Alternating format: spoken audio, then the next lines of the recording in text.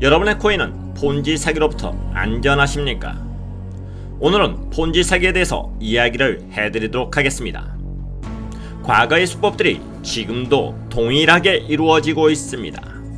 설마 내가 폰지 사기를 당할까 싶겠지만 여러분의 귀한 눈을 쉽게 현혹시킬 수 있는 수법이기 때문에 100년 전에도 그리고 지금도 버젓이 통용되고 있는 사기 수법입니다. 단지 사기 아이템만 바뀐 것이지 사기의 방법은 동일합니다. 여러분이 투자하고 있는 코인이 폰지 사기인지 아닌지 스스로 판단해 보시기 바랍니다. 찰스 폰지는 1882년 이탈리아에서 태어났습니다. 그의 이탈리아식 이름은 카를로 피에르토 지오반니 그롤리엘모 테발도 폰지입니다. 다 외우셨죠? 김수한무 거북이와 두루미 삼천갑자 동방사 지치카포 사리사리센터 워리워리 세리바리카 우두셀라 구루미 허리케인의 담벼락의 서생원의 고양이엔 바둑이는 돌돌이 보다는 쉬운 것 같습니다. 카를로 페르토 지오반니 그롤리 엘모 테발도 폰지는 여러분이 듣기 힘드실 것 같으니 그냥 폰지라고 하겠습니다. 폰지는 이탈리아에서 집안 형편이 좋지 않아 집 배운 일을 하다가 로마라 사피엔차 대학교에 진학하게 되었습니다. 그러나 부유층 친구들과 어울리면서 술집, 카페 등을 돌아다니며 유흥에 빠져 모든 돈을 탕진하게 되었습니다. 이 시절 이탈리아 청년들이 미국으로 이민을 가서 돈을 많이 벌어왔다는 이야기들이 있었습니다. 그래서 가족의 권유로 인해서 폰지도 나홀로 미국행을 선택하게 되었습니다. 1903년 11월 15일 폰지는 미국 보스턴에 도착하게 되었습니다. 그 당시 폰지의 손에는 딱 2.5불 쥐어져 있었습니다. 왜냐면 배를 타고 오면서 도박으로 돈을 다 잃어버렸기 때문이죠. 자, 우리 폰지 형님께서는 나름 머리가 좋으셨나 봅니다. 식당에서 그릇 닦기를 하다가 영어를 빨리 익혀서 웨이터 자리까지 올라갔습니다. 그런데 말입니다. 고객들의 거스름돈을 은근슬쩍 쓰리번쩍 세비다가 식당에서 잘렸다고 합니다. 미국에서 일이 잘 풀리지 않던 폰지는 보스턴에서의 생활을 4년 만에 청산하고 1907년에 캐나다 몬트리올로 넘어갑니다. 자, 여기에서 폰지는 사기 아이템을 알려주는 인생의 대스승을 만나게 됩니다. 바로 자로시 은행의 은행장 자로시입니다. 폰지는 몬트리올에서 신장 개업한 자로시 은행의 직원으로 취직하게 되었습니다. 자로시 은행은 몬트리올에서 이민 온 이탈리아계 이민자들이 주 고객이었습니다. 그 당시 자로시 은행은 일반적인 은행 이자율보다 2배가 더 많은 6%의 이자를 주었기 때문에 급성장할 수 있었습니다. 그 당시 자로시 은행은 재정 위기에 놓여 있었습니다. 자로시는 에데 마진이나 투자 이익으로 이자를 준 것이 아니라 신규 고객의 통장에서 돈을 빼다가 이자를 주고 있었습니다.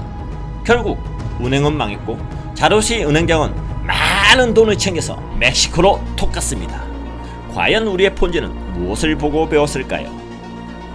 다른 사람들에게 피해를 주지 않고 착하게 살아야 한다는 생각을 했을까요? 아니면 돈 벌기 쉽다고 생각을 했을까요? 그래서 우리의 부모님들은 항상 이야기하십니다. 친구를 잘 사귀라고 말입니다. 어찌됐든 폰지는 나름 착했는지도 모르겠습니다. 착한 일을 한다고 해서 사기를 안 치는 것은 아니니까 착한 사람이라고 무조건 믿지는 맙시다. 폰지는 자로시에 남겨진 가족들을 도우면서 자로시 집에서 살게 되었습니다. 빈 털털이었던 폰지가 자로시 가족들을 돕는 것은 쉬운 일이 아니었습니다. 그래서 또다시 사기를 칩니다. 자로시 은행을 이용했던 캐네디안 웨어하우징 사무실에 가서 아무도 없는 틈을 사서 캐네디언 웨어하우징이 자신에게 돈을 빌려간 것처럼 423.58불짜리 위조 수표를 발행합니다. 그리고 은행에서 현금으로 바꾸게 됩니다. 그러다가 그런 과정 속에서 경찰에게 붙잡히게 됩니다. 그래서 3년 동안 옥살이를 하고 추록을 한 폰지는 1991년 다시 미국으로 돌아갑니다. 그런데 말입니다. 이탈리아 사람들의 미립국 사기에 연루되어서 애틀란타 교도소에 다시 2년 동안 수감이 됩니다. 그런 폰지는 이제 교도소에서 새 사람이 되어서 나왔을까요? 폰지는 석방 후에 보스턴으로 돌아가서 나름 착하게 살았습니다. 광산에서 간호사로 일했었고 함께 일하던 동료 간호사가 화상을 입었을 때 그녀를 알지도 못했음에도 불구하고 자기 등과 다리 부분의 피부를 떼어서 이식을 해주었습니다.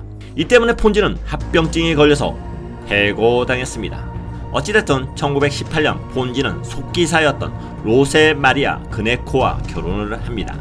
그리고 드디어 역사적인 일이 생깁니다. 1919년 여름 사업을 위하여 보스턴에 본인 사무실을 열었습니다. 그리고 유럽에 있는 몇몇 지인들에게 자기 자신의 광고 사업 아이디어에 대한 편지를 보냅니다.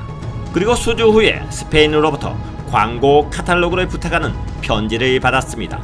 그런데 그 편지 봉투 안에 국제 우표 반신권이 들어있었습니다. 여기서 잠깐!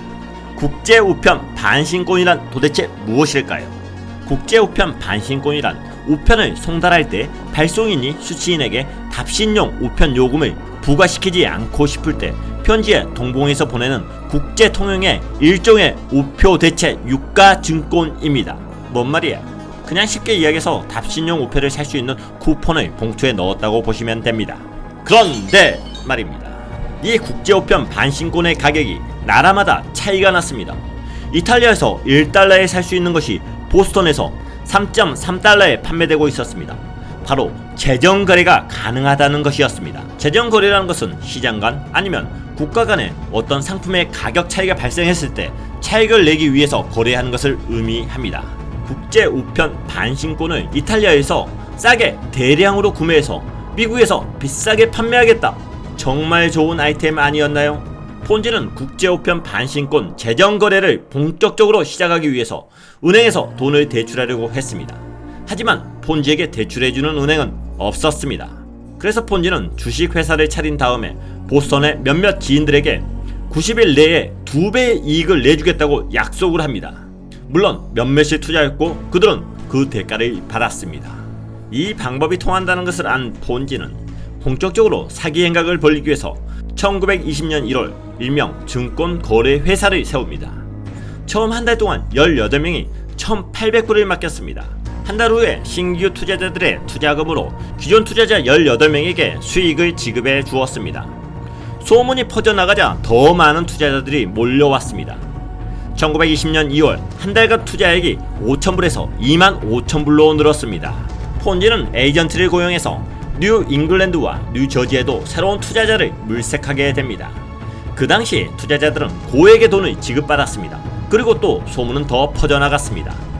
초기의 투자자들은 저소득층이었지만 소문이 점점 상류층에도 퍼져나갔습니다. 심지어 로렌스 은행가에서도 투자를 하였습니다. 그런데 말입니다.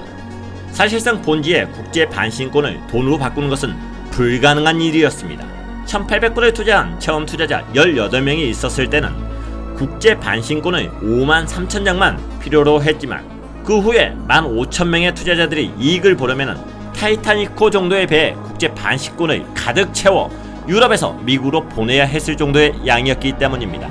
실제로 국제 반신권은 그 정도의 양이 발행되지도 않았습니다. 하지만 투자자들은 배당금을 찾아가지 않고 재투자를 했기 때문에 사기 행각은 계속 유지될 수가 있었습니다. 폰지는 별장을 사고 최고급 차를 사고 보육원에 10만 불을 기부하기도 했습니다. 단시일 내에 큰 수익을 낸다는 것에 의심을 품은 몇몇 사람들에게 고소당했지만 폰지가 순소했습니다. 사람들은 계속 의심했고 폰지는 당국으로 조사를 받았습니다. 하지만 돈으로 회유해서 사기 행각이 발각되지 않았습니다. 하지만 말입니다. 사기 행각은 영원할 수 없었습니다. 보스턴 포스트 신문사에 의하여 사기 행각이 폭로되었고 매사추세츠주 당국의 재조사를 받아서 사기 행각이 결국에 발각되었습니다. 폰지는 1934년까지 감옥에 수감되었고 이탈리아로 추방되었습니다.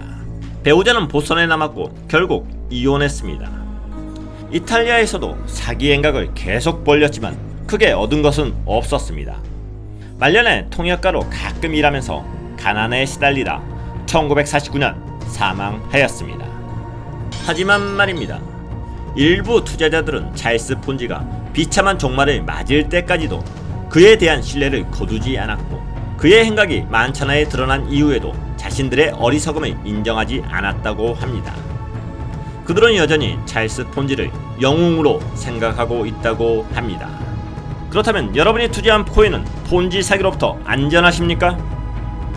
다음 시간에는 시가총액 10위였고 암호화폐 거래소이기도 한 폰지 사기에 대한 이야기를 가지고 오겠습니다.